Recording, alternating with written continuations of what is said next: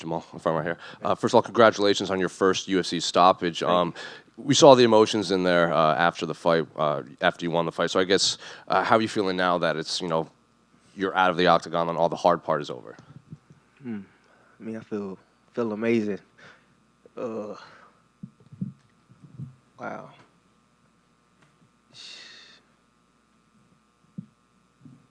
That's right, young man. You know,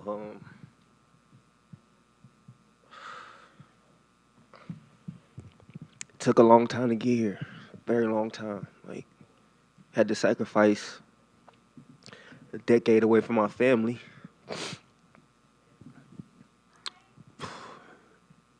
Get to fight at Madison Square Garden. It's just a lot. Like, feel like I'm living a dream, you know? Like,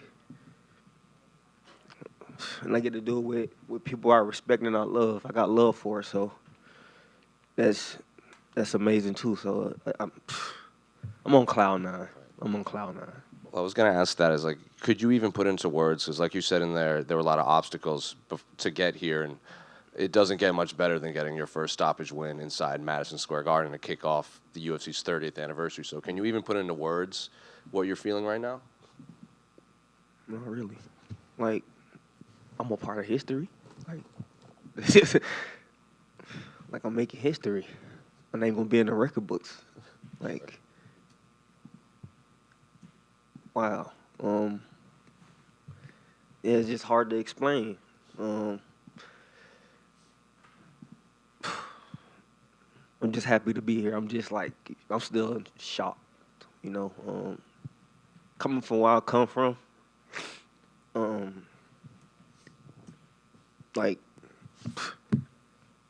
I remember telling people my dream and they laughed in my face, you know.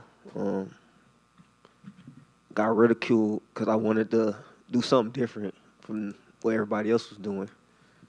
Like, growing up in Miami, nobody did martial arts. Nobody wrestled, played football, and ran track. You know, I remember when I first started to wrestle, nobody would show up to the meets. Now I'm in Madison Square Garden and I got people from all over the world looking at me.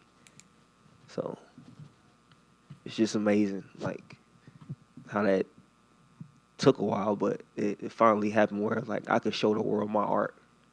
When you said there were obstacles, is that the type of stuff you were talking about, just a lot of people not believing you would get here? Yeah, just that, a lot of setbacks, just life got in the way sometimes. You know, having to, like I lived in a broom closet for a while. A lot of people don't know that. Like, I lived in the ceiling in the gym for a little while too. Like, places I had to, like, live in, and just to get to this point, like, it was all worth it, because now my life is changed for sure after this. Like, I'm pretty sure a lot more doors gonna open for me. So I'm just excited to see what's next, you know. And in terms of the actual fight, Joe Rogan, on commentary right out of the gate, he said Jamall was in flow right away. He just looked like it was your octagon, you were dictating the pace early. So I guess, was that the game plan? And I guess what was different in this fight in preparation from past fights that kind of led to this outcome? I think it was it's when I started camp, like, it just felt like it just felt right. Like, everything was clicking early. Like, I'm picking up on things a lot faster. Like, stuff's just starting to connect a lot quicker. So all I had to do was just press play when I got into the cage, you know, and that's what happened. I do have to ask about the weigh-in. Was it just mistiming, or was there something specific in camp that led to it? It was mistiming, because when I woke up the day of weigh-ins, I only had 6 pounds. So it was just mistiming. And I know you're still reflecting on this one, but I got to ask, like, when do you want to fight again? And is there dates, opponents, locations that you can look at? Whenever. Anybody can get it. Jamall, right here. Congrats. Right in front of you.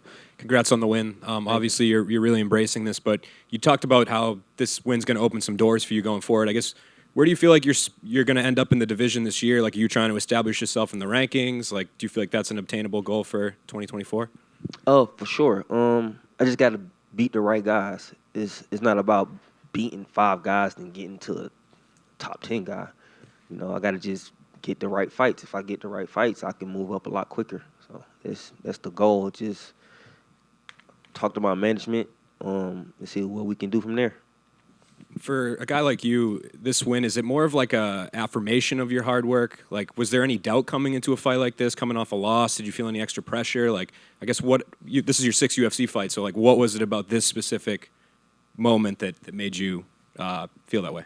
I mean, I've lost before, so that's nothing. Like, I always been able to pick myself back up.